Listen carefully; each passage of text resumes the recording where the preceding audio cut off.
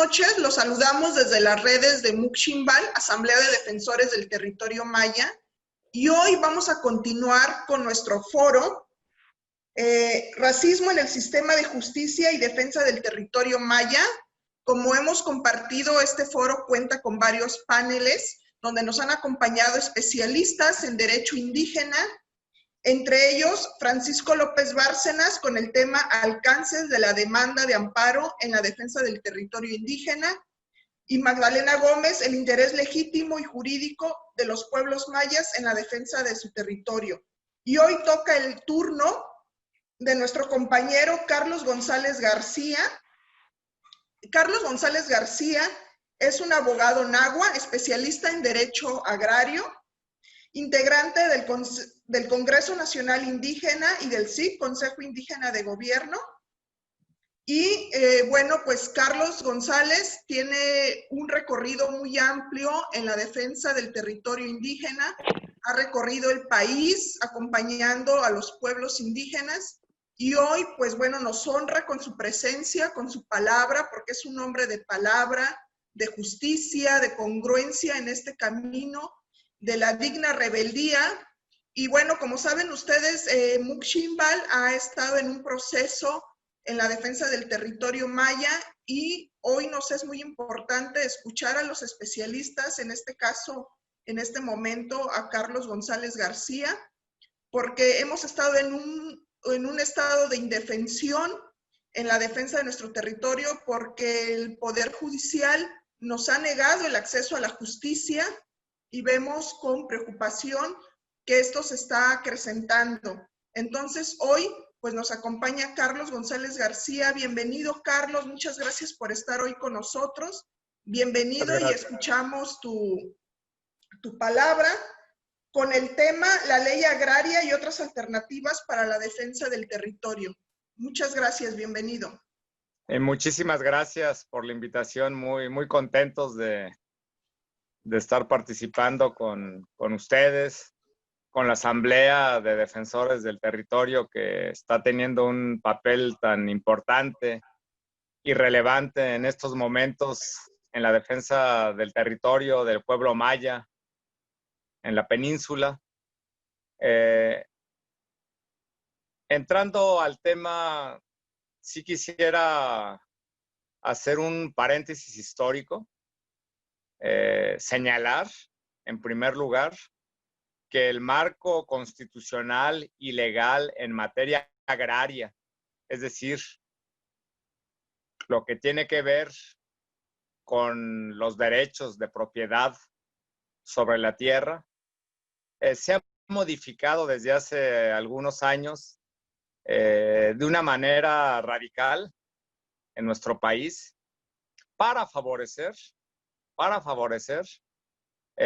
privatización de las tierras, de los ejidos y las comunidades en beneficio de los grandes consorcios capitalistas.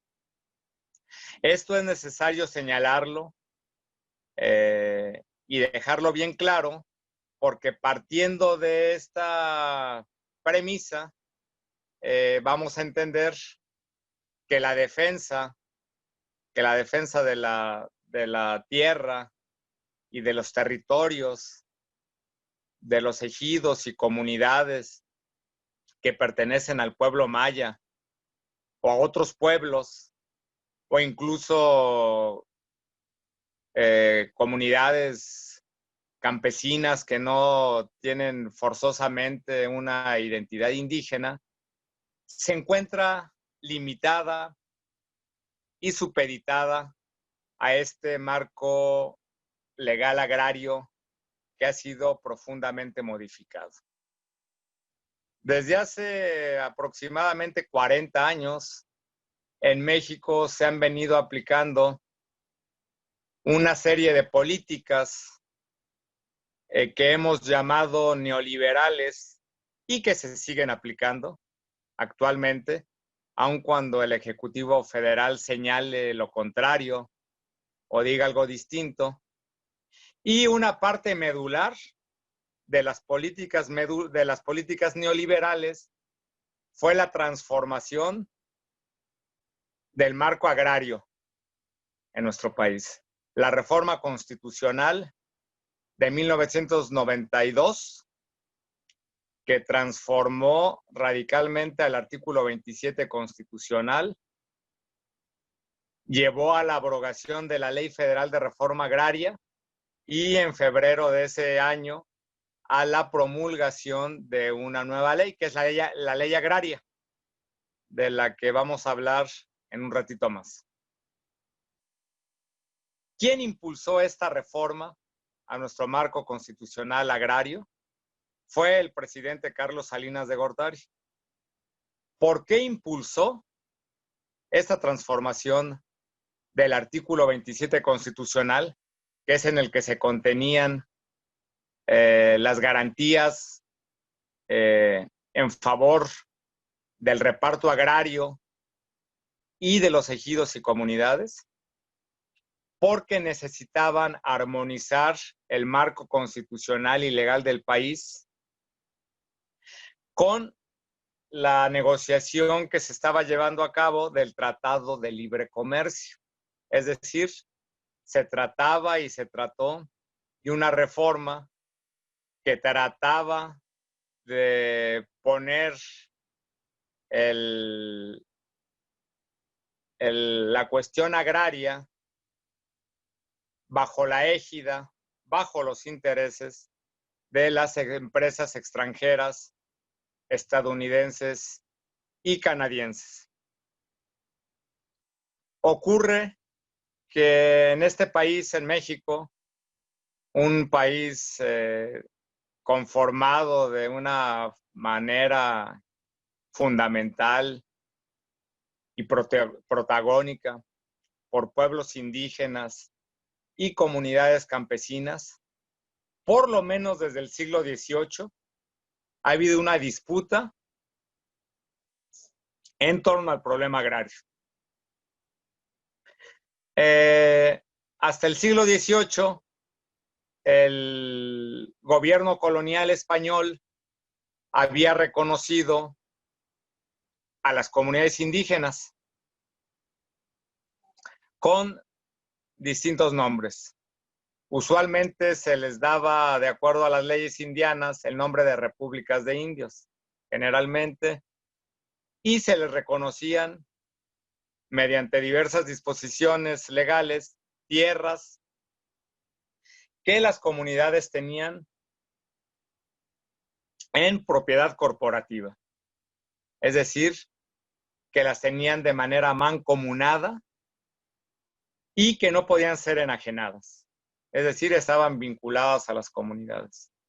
Justamente en la segunda mitad del siglo XVIII, en España se van a dar una serie de reformas muy importantes, que son las reformas borbónicas, que tienen como finalidad introducir a España de lleno a la economía de mercado capitalista.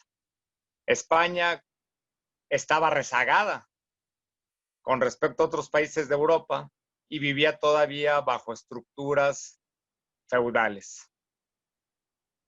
Entonces, una parte importante de esta propuesta, una propuesta liberal, generadas por Campomanes y Gaspar de Jovellanos, en ese tiempo, asesores y funcionarios de la corona española van a proponer acabar con la propiedad amortizada, es decir, la propiedad que está vinculada de manera permanente a una persona y que no puede comprarse ni venderse, es decir, que no puede entrar al mercado, que no es susceptible de ser mercancía y que por lo tanto limita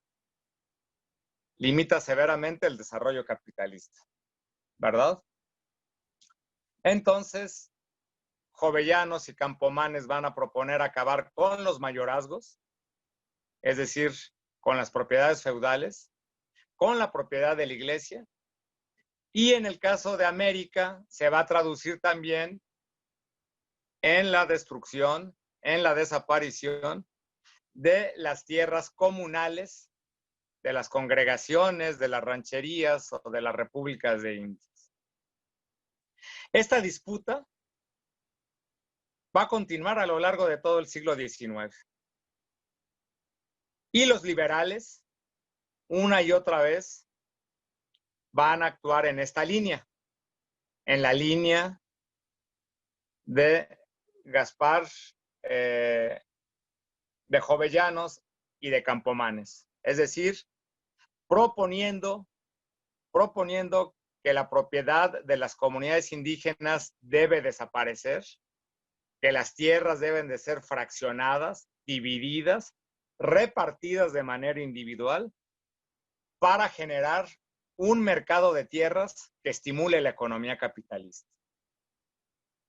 Eso se va a aplicar en México de una manera potente a partir del triunfo de la Revolución de Ayutla y la promulgación de la ley del 25 de junio de 1856, que van a llevar no a lo que los liberales preconizaban, que era la formación de una clase media rural o de una pequeña burguesía rural, y una especie de farmers, como los que existían en Estados Unidos, de granjeros, que estimularan la economía. No, no pasó eso. Lo que aconteció fue la gran concentración de la tierra en unas cuantas manos, en 10,000 haciendas para el año de 1909, que finalmente son un factor crucial para incubar la revolución de 1910 y en cuyo contexto también debemos explicarnos en buena medida la revolución maya, conocida como Guerra de Castas, que es la revolución indígena más importante previa a la experiencia revolucionaria de 1910.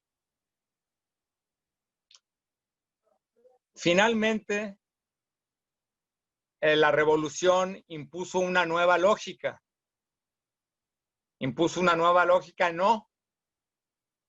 No la que disputaban los pueblos zapatistas, ciertamente.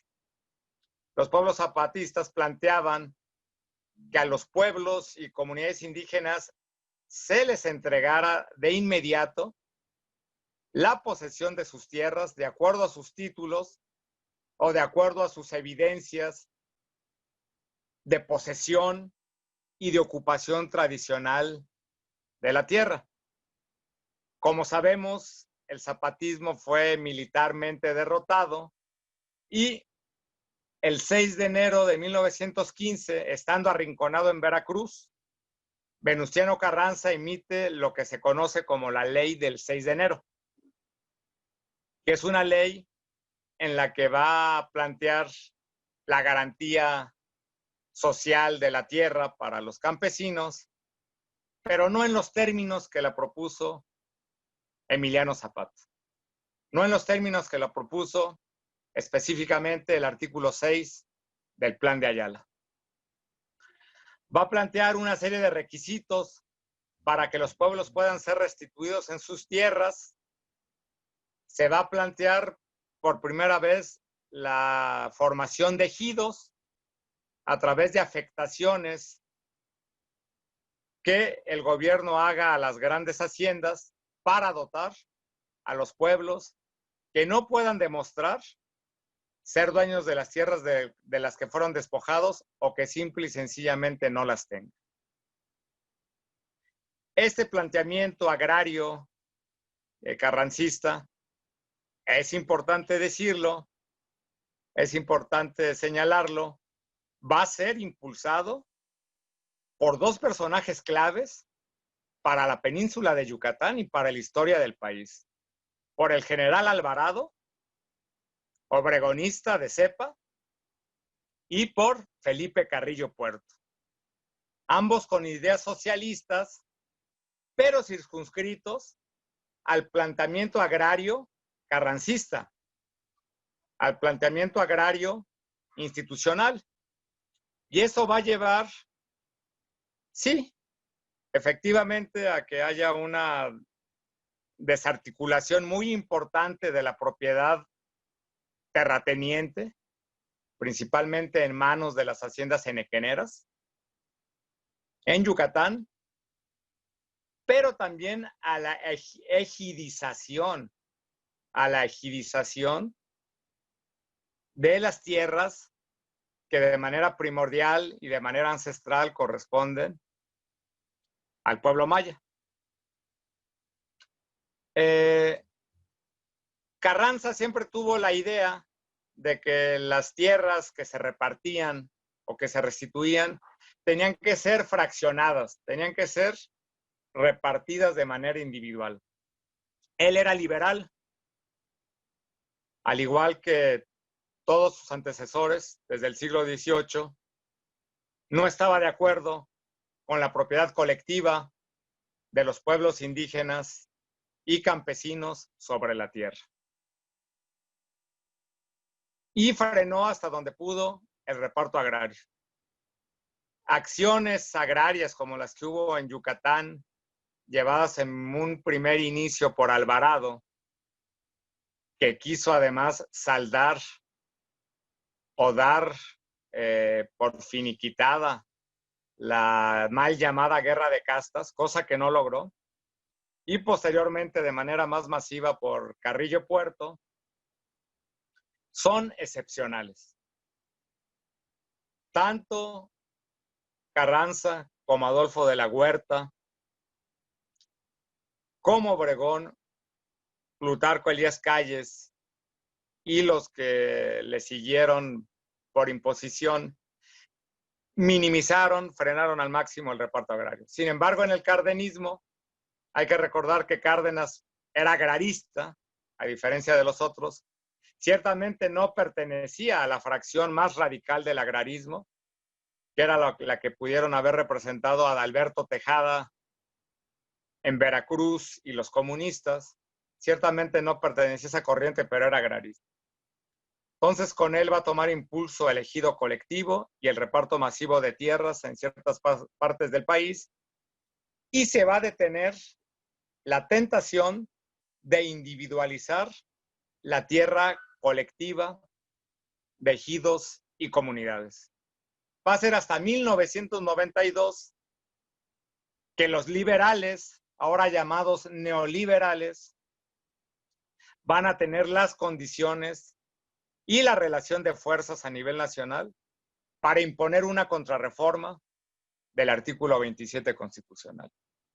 El artículo 27 de la Constitución, en su redacción original, establecía el reparto de tierras a quienes no las tuvieran.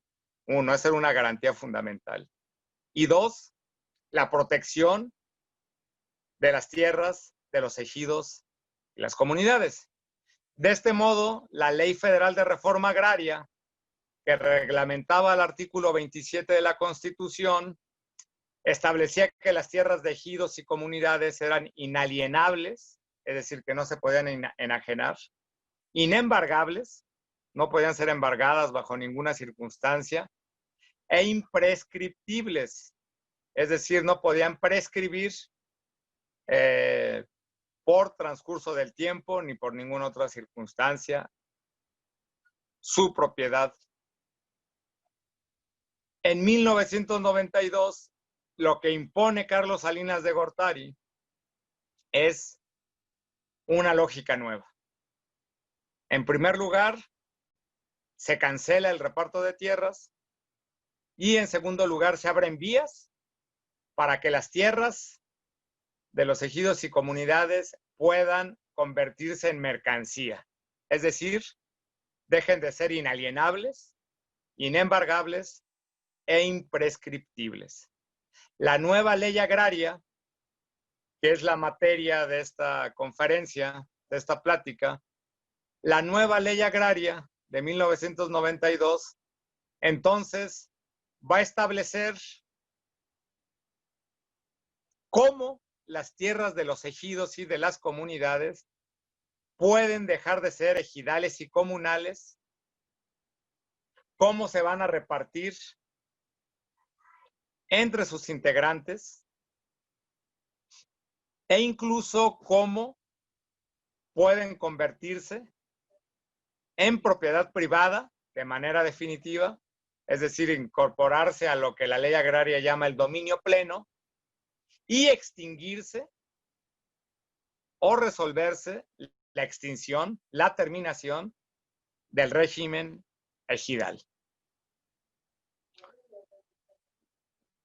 Esto se va a llevar básicamente a través de un mecanismo que va a establecer el artículo 56 de la ley agraria, que es la certificación, primero el destino, la delimitación y la asignación de las tierras ejidales. ¿Qué significa esto? Que en una asamblea especial, un ejido va a poder determinar qué tipos de tierra tiene.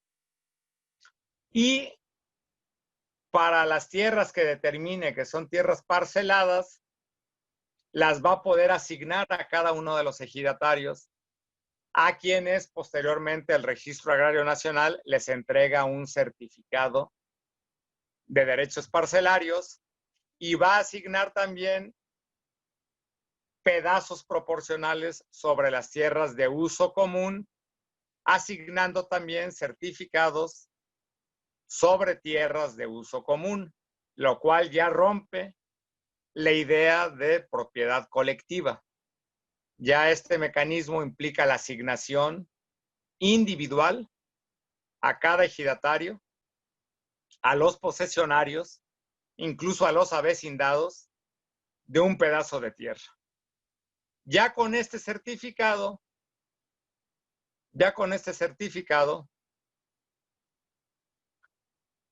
el campesino, el ejidatario, puede contratar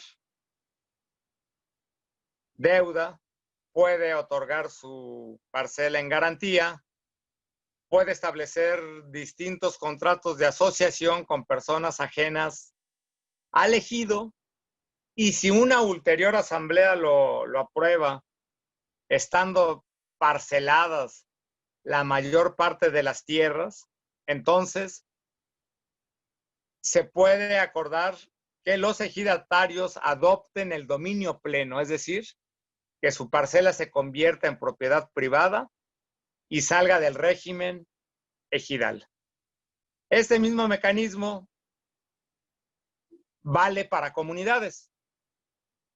El artículo 75 de la ley agraria, aun cuando está redactado para ejidos, de acuerdo a lo que establece la propia ley, también vale para comunidades, y las tierras comunales pueden igualmente ser aportadas a una sociedad civil o mercantil y salir del régimen comunal. Todo esto se llevó a nivel masivo y a nivel nacional en el país entre los años de 1992 y 2006 a través de un programa que se llamó Programa de Certificación de Derechos Ejidales y Titulación de Solares, PROCEDE. A través de este programa se realizaron asambleas en la inmensa mayoría de los ejidos del país, en algunas comunidades también. Se asignaron las tierras y se otorgaron certificados. Actualmente en la península de Yucatán, y esto viene al caso, la mayor parte de las tierras por las que pasa el Tren Maya o donde se van a ejecutar y construir los 19 polos de desarrollo o tal vez más que van aparejados al Tren Maya, hay ejidos y ejidatarios con sus tierras ya formalmente parceladas, con certificados parcelarios otorgados y en muchos casos con ejidos que han adoptado el dominio pleno, lo cual dificulta en sumo grado hacer la defensa colectiva de las tierras de ejidos y comunidades. Formalmente, y vamos entrando en materia, la ley agraria es reglamentaria del artículo 27 constitucional en lo que tiene que ver con la propiedad de la tierra en nuestro país. Específicamente reglamenta la propiedad de los ejidos. Formalmente establece que los ejidos tienen la propiedad colectiva de sus tierras y, sin embargo, por el mecanismo que te mencionaba, las fracciona y las individualiza a través del programa Procede, actualmente llamado FANAR. Establece también la organización de las comunidades, las características de la tierra comunal, que la señala esta sí, las tierras comunales como inalienables, inembargables e imprescriptibles, pero establece mecanismos para que dejen de serlo. Es decir, para que dejen de ser comunales. Entonces, la ley agraria habla de eso, del ejido, de la comunidad, de las características de la propiedad ejidal, de las características de la propiedad comunal y también de la pequeña propiedad o propiedad privada y de lo que se conoce como los bienes nacionales. Específicamente a los pueblos indígenas, generalmente lo que nos ocupa es la cuestión ejidal y comunal. La ley agraria establece no solo las características de la propiedad ejidal y comunal, sino también establece un sistema de impartición de justicia agraria para que la ley agraria se cumpla. Y para esto se establece por primera vez, antes no existía, a partir de 1992, se establece la integración de tribunales agrarios encargados de impartir justicia agraria y se establecen algunos elementos procedimentales del juicio agrario. Frente a los grandes megaproyectos, frente a la apetencia de los grandes capitalistas y ante la continuidad de las políticas neoliberales, debe quedarnos claro que en principio la ley agraria favorece los intereses de los grandes capitalistas. Sin embargo, como toda ley es contradictoria y también ubica elementos que permiten la protección de las tierras ejidales y comunales, con la según ya señalamos, de que las tierras estén individualizadas, certificadas o incluso incorporadas al dominio pleno. A través del juicio agrario, en lo particular, me ha tocado atacar a través de juicios restitutorios y de juicios de nulidad diversos actos que privan a ejidos y comunidades de sus tierras.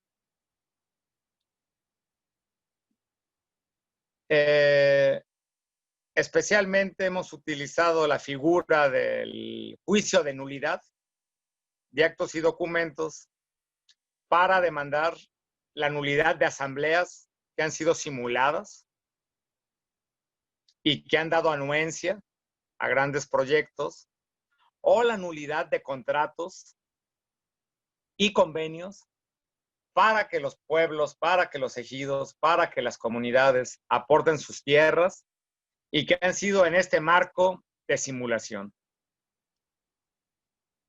Nos han funcionado en algunas veces con dos cuestiones que es importante señalar. Los tribunales agrarios son muy lentos en su actuar. Los juicios generalmente duran años para resolverse. Y en segundo lugar, no pocas veces me ha tocado ver complicidad, observar complicidad de los órganos jurisdiccionales, de los tribunales, con los intereses políticos y económicos que están moviendo los asuntos legales que nos ha tocado tratar.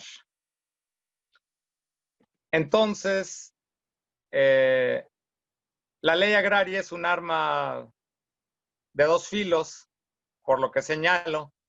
Su parte medular está orientada por el espíritu neoliberal de destruir la propiedad ejidal y comunal.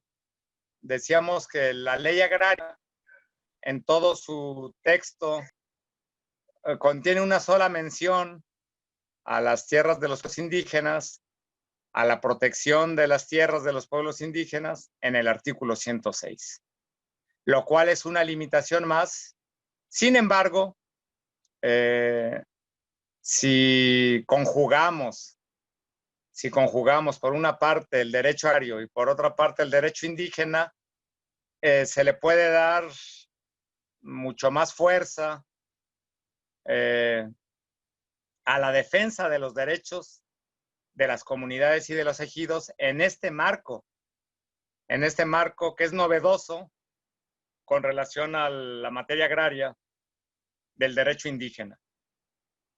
Y entonces podemos pelear ya no desde el marco limitado de lo que es la propiedad agraria, y digo limitado porque una cosa es la propiedad agraria y otra cosa es la territorialidad y los derechos sobre el territorio. Implican una gama de derechos mucho más amplios, pero también una cosa es hablar de ejidatarios y comuneros, que muchas veces son los que negocian, los que venden, los que transan las tierras de pueblos, aun cuando no sean en estricto sentido un patrimonio de ellos en lo individual. Así lo dicen las leyes y así se los he hecho creer, pero en la historia de nuestros pueblos son el patrimonio colectivo de las familias y de las comunidades. Entonces, haciendo una suerte de combinación entre estos dos ámbitos de derecho, el derecho agrario y el derecho indígena, podemos, por un lado, hacer defensa amplia del territorio y, por otro, incluir a una multiplicidad de sujetos que viven en los ejidos, que viven en las comunidades indígenas y que no forzosamente tienen un certificado sobre una parcela o sobre tierra de uso común o el reconocimiento en un padrón de ejidarios o de comuneros. Entonces, la ley agraria puede servir de manera limitada, insisto, para la defensa de las tierras de sus pueblos, siempre teniendo como elemento importante la organización social, la organización colectiva y vincularlo con otras áreas del derecho, como el derecho indígena o pudiera ser también el derecho ambiental. Eso es lo que pudiéramos comentar y esperaríamos las preguntas. Gracias, Carlos. Bueno, pues continuamos con las preguntas. Hay varias preguntas respecto a este tema. Muchas gracias por darnos ese recorrido histórico de la ley agraria, cómo ha sido este proceso y pues vemos con preocupación que al parecer las leyes están hechas para defender al gran capital y dejan en indefensión a las comunidades indígenas. Y lo vemos con estas políticas neoliberales, como bien dices, que tienen su continuidad en la Cuarta Transformación y esto pues lo estamos viviendo de cerca los que estamos luchando contra el mal llamado Tren Maya. Y bueno, vamos a pasar con las preguntas. Una de ellas es, ¿qué pasa con los programas impulsados por los distintos gobiernos, tales como el PROCEDE? ¿Afectan los derechos agrarios y cuál es su finalidad? Sí, el PROCEDE, Programa de Certificación de Derechos Ejidales y Titulación de Solares, ya lo explicaba hace rato, es la médula, es el brazo ejecutor de la propuesta desamortizadora, de la propuesta de destrucción de la propiedad colectiva de ejidos y comunidades, contenida en el artículo 56 de la ley agraria. Actualmente este programa ya no existe, fue sustituido por otro idéntico que se llama FANAR, que es aplicado conjuntamente por la Procuraduría Agraria y el Registro Agrario Nacional, y que ya no tiene el impulso que tenía el PROCEDE, porque como la certificación y la regularización, como le llaman, de los ejidos y comunidades, era una prioridad económica para los intereses globales o de las empresas globales en el marco del Tratado de Libre Comercio, el Banco Mundial y el Banco Interamericano de Desarrollo en su momento le inyectaron una cantidad millonaria de dólares para que pudiera ejecutarse este programa. Ese programa se ejecutó hasta el año 2006 con ese nombre y con esos recursos de la banca mundial. Actualmente ya no existe eso, se hace de manera, de modo que el ejido o la comunidad interesada tienen que aportar el pago de los gastos para la medición de las tierras.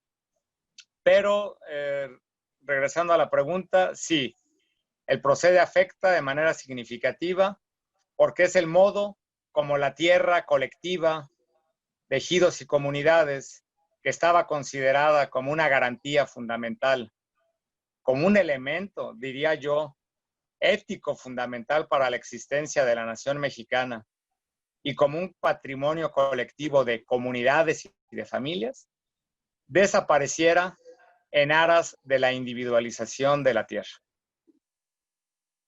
Muchas gracias, Carlos. Bueno, otra de las preguntas es, ¿qué alternativas existen para la defensa de la propiedad colectiva? Ya lo comentábamos, en el marco de la ley agraria es limitada la defensa. Sin embargo, todavía la ley agraria contiene algunos elementos para defender la propiedad, establece límites a la forma en que se puedan enajenar las tierras, es decir, a la forma en que se pueden comprar y vender, establece ciertos límites.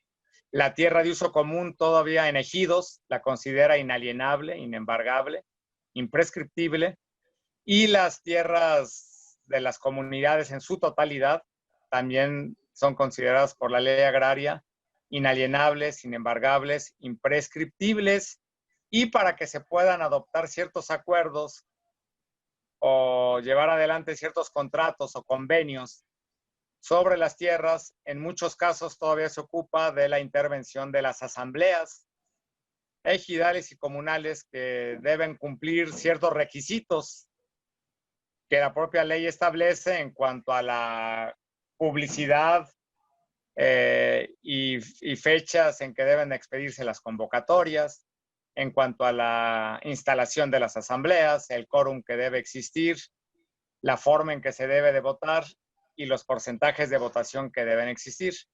En ese sentido, ya lo comentaba, en varios casos nos ha tocado iniciar juicios de nulidad justamente porque se contraviene la ley agraria, no se respeta la forma en que deben enajenarse o pueden enajenarse las tierras ejidales o comunales, se hacen asambleas para favorecer proyectos empresariales en contra de las formalidades de la ley. Muchas veces ni tan siquiera se hacen las asambleas, únicamente se recolectan firmas, y los contratos que derivan de esas asambleas los hemos atacado por nulidad, porque adolecen de nulidad al no haberse hecho conforme a las disposiciones jurídicas que establece la ley agraria. Y adicionalmente señalábamos, combinando la materia agraria con otras materias, en nuestro caso fundamentalmente lo que es el derecho indígena y a veces el derecho ambiental, podemos reforzar la defensa a través de juicios agrarios instaurados en los tribunales agrarios de los pueblos y las comunidades, mucho más allá de lo que es la mera propiedad agraria o lo que son los sujetos reconocidos en la ley: ejidatarios, comuneros, posesionarios, avecindados, lo que limita en mucho, ¿verdad? Lo que es una comunidad de adeveras, de hombres, de mujeres, de niños, de niñas, de ancianos. Unos son ejidatarios, otros no son ejidatarios, pero pues todos integran finalmente la comunidad, más allá del elemento agrario. Sí, gracias, Carlos. Mira, otra pregunta interesante. Si un ejido se niega a ceder su terreno para un megaproyecto como el Tren Maya, ¿se le puede ser expropiada? Puede ser expropiado, pero eso ya llevaría el asunto a otro nivel. Ya se complica mucho. Si un ejido no está de acuerdo en aportar sus tierras a un proyecto, a un megaproyecto, es una propiedad que tiene que ser respetada por el gobierno. Efectivamente, el artículo 27 de la Constitución establece la posibilidad de ser expropiado, pero ahí ya entran en juego nuevas situaciones, pues los abogados ya podemos jugar con otros elementos para impedir que una expropiación pueda consumarse o pueda llevarse a cabo. Porque aquí ya entra en juego el valor de la tierra, el valor mercantil que se le tiene que asignar, y también entra en juego si realmente el proyecto tiene una utilidad pública, porque una expropiación únicamente se puede llevar por causas de utilidad pública. Y entonces aquí yo ya juego con el derecho indígena y me pongo a analizar qué perjuicio le va a causar al pueblo indígena, al pueblo maya en este caso, si habláramos, por ejemplo, del Tren Maya, sobre las supuestas ventajas que va a otorgar. O qué daños al ambiente va a causar con relación a las supuestas ventajas, que va a generar que siempre las ventajas, hay que entenderlo, van a ser económicas. Y los perjuicios pueden ser, o casi siempre son mucho mayores, porque implican el rompimiento del tejido social y cultural de un pueblo o la destrucción ambiental. Entonces, forzar a que el gobierno intente decretos expropiatorios es ponernos en un nivel distinto de lucha, mucho más ventajoso para nosotros y nosotras. Por eso, si nos damos cuenta, desde que expropiaron las tierras de los pueblos de Texcoco, principalmente del municipio de San Salvador Atenco, para construir el aeropuerto en el año 2003, y que se les vino abajo de manera estrepitosa, ya han buscado otros mecanismos distintos al de la expropiación. Mecanismos que son inconstitucionales y que son legales, pero que desde esa experiencia han estado tratando de aplicar. En el Estado de México a mí me ha tocado combatir procedimientos aberrantes a través de los cuales, para evadir el decreto expropiatorio, han comprado tierras para hacer autopistas, me tocó ese caso, de manera totalmente contraria a lo que marca la ley agraria, a lo que marca la Constitución. Creo yo que en el caso del Tren Maya, el esquema de crear los fideicomisos de bienes raíces, tienen esa finalidad también. O tienen varias finalidades, pero una es esa: evadir el esquema de la expropiación, simulando la participación amistosa del ejidatario a partir de la aportación de la tierra. Que, cosa curiosa, quien hace la aportación más fuerte y recibe menos es el titular de la tierra, porque lo que va a aportar al fideicomiso es la tierra, es la base de valor para todo el proyecto inmobiliario que se va a desarrollar. Y el beneficiario no va a ser él. El beneficiario es el especulador, es el capitalista junto con el banquero, que es el que va a manejar, porque así funcionan los fibra, es el que va a manejar el fideicomiso, es el que va a administrar el fideicomiso. Entonces, no solo ves una trampa para sacar de la piedad agraria ejidal las tierras a través de fideicomiso, sino una vez en esta lógica neoliberal, seguir engordando los grandes capitales, seguir favoreciendo la especulación financiera y poniendo una vez más el centro a la banca privada. Sí. Mira, y con respecto a esto del fibra, ¿es posible aplicar el fibra en ejidos de uso común? Desde mi punto de vista, no hay un esquema, no existe un esquema en la ley agraria que lo permita. La ley agraria establece que las tierras pueden adaptarse a través de una sociedad mercantil o civil, bajo ciertas reglas que establecen o que están establecidas en dicho precio legal, en el artículo 75.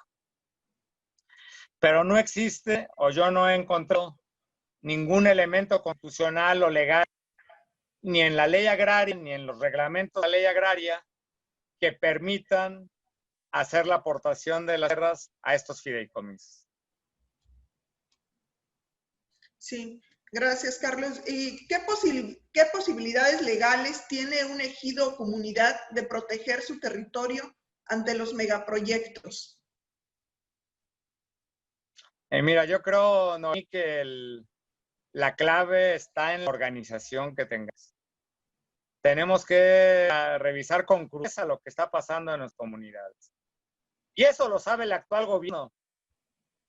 Y eso lo saben los intelectuales que asesoran al actual gobierno, porque durante años ellos se dedicaron a decir, no sin razón, que las políticas neoliberales habían empobrecido y habían obligado a los campesinos a migrar, a subsistir en condiciones de hambre para poderse hacer sus tierras. Y eso es lo que están haciendo ahora. Eso están haciendo ahora. Y entonces nosotros tenemos que mirar que en los ejidos, en las comunidades que vivimos, no es poca la población que ve con interés estos proyectos sin observar la devastación que van a causar, sino mirando únicamente el empleo y los pocos ingresos que puedan generar. Y esa es una realidad. Lo que tenemos que hacer en primer lugar es convencer, repito, tender en nuestra propuesta organizativa y de lucha a que nuestras poblaciones estén mayoritariamente convencidas de que los megaproyectos tienen como fin arruinar, destruir la vida colectiva, la cultura de nuestros pueblos. Creo yo que eso es fundamental. Si eso lo tenemos entendido, pues podemos jugar con los recursos legales que ya señalaba. Existe desde la ley agraria la posibilidad de interponer juicios agrarios de restitución de tierras para anular asambleas simuladas o llevadas de manera contraria a la ley, contratos y convenios de aportación de tierras que también se hayan hecho contrarios a la ley, como casi siempre ocurre. Se puede recurrir de manera combinada al juicio de amparo, a recursos internacionales ante la Comisión Interamericana de Derechos Humanos, ante el Alto Comisionado de la ONU. En fin, hay una gama de recursos. Pero la base es tener el elemento social, el elemento colectivo, los hombres, mujeres, niños, niñas que vamos a defender nuestras tierras. Sí, gracias. Y mira, ya para finalizar, la última pregunta. En tu experiencia, ¿qué tan efectivos han sido los tribunales agrarios para defender los derechos agrarios? Han funcionado en algunas ocasiones, repito, a través de procedimientos tortuosos y complejos, tardados, que en realidad no tienen nada que ver con los principios de justicia agraria. Se trata de procedimientos caros para los campesinos, que tienen que trasladarse en múltiples ocasiones a los tribunales, que tienen que contratar peritos, que tienen que pagar copias certificadas, que tienen que sujetarse a una justicia que debiera ser informal, pero que se ha vuelto formalista. Y por otro lado, en muchos casos la experiencia es negativa. La experiencia, repito, es de complicidad de los órganos jurisdiccionales con las empresas o con el gobierno. Y eso ocurre no solo con los tribunales agrarios, ocurre con los órganos del Poder Judicial Federal o con juzgados de primera instancia en los estados. Hay una situación o se vive una situación grave desde hace años que tiene que ver con este modelo neoliberal, que es la sujeción, la sumisión de los poderes del Estado, del poder legislativo, del poder judicial, del legislativo. Ya vimos, pagaron millones por aprobar las reformas estructurales en materia de energía y de hidrocarburos a los intereses económicos. Ese es un elemento importante que está ahorita en juego y que tenemos que señalarlo con toda seguridad, que muchos órganos judiciales carecen totalmente de independencia y están sometidos a intereses como los del narcotráfico, como los de las empresas que tienen grandes inversiones en juego, o de los gobiernos que están en complicidad con esos intereses económicos. Yo quisiera llamar la atención sobre el proyecto integral Morelos. Hace unos días el presidente anunció que ya han resuelto los juicios de amparo que han interpuesto diversos pueblos para frenar este proyecto. Y resulta que de 17 amparos que se habían impuesto, 16 siguen en trámite y se acaban de interponer 4 o 5 amparos más. Sin embargo, ya hace unas semanas, un juzgado de distrito y un tribunal colegiado dieron una sentencia en uno de estos amparos bajo lineamientos totalmente aberrantes y que nos hablan de esa suerte de complicidad entre los gobernantes y quien tuviera que equilibrar y restaurar el orden constitucional y legal, que son los órganos jurisdiccionales, y que no lo están haciendo. Lo vemos, repito, en el caso del integral Morelos. Estamos enterados de que en el caso del Tren ya se han desechado por razones absurdas, infundadas, de falta de interés jurídico, 4 amparos. Un colegiado negó suspensión en un juicio de amparo indirecto que se interpuso por parte de compañeros de Pueblo Chol en Chiapas, y en varios casos más nos está pasando lo mismo. Entonces vemos una justicia muy limitada, muy sesgada y en muchos casos controlada o maniatada por los intereses políticos y económicos.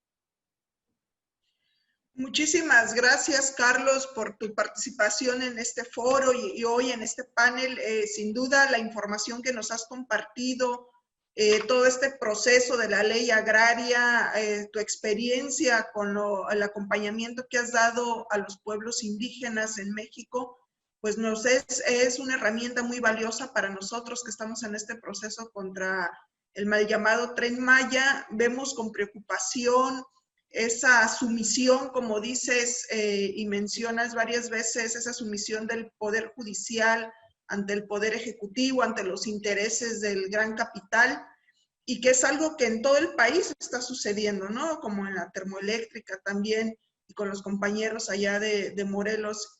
Muchísimas gracias por tu tiempo, por tu experiencia. Valoramos mucho, sabemos que pues obviamente eres un hombre muy ocupado, pero gracias por compartir con nosotros estos momentos de reflexión, de análisis, de crítica y poner sobre la mesa, visibilizando este tema tan importante para las comunidades indígenas y ahorita en este momento para el pueblo maya, que está en un estado de indefensión. Es importante visibilizar lo que está sucediendo y es el motivo de estos foros.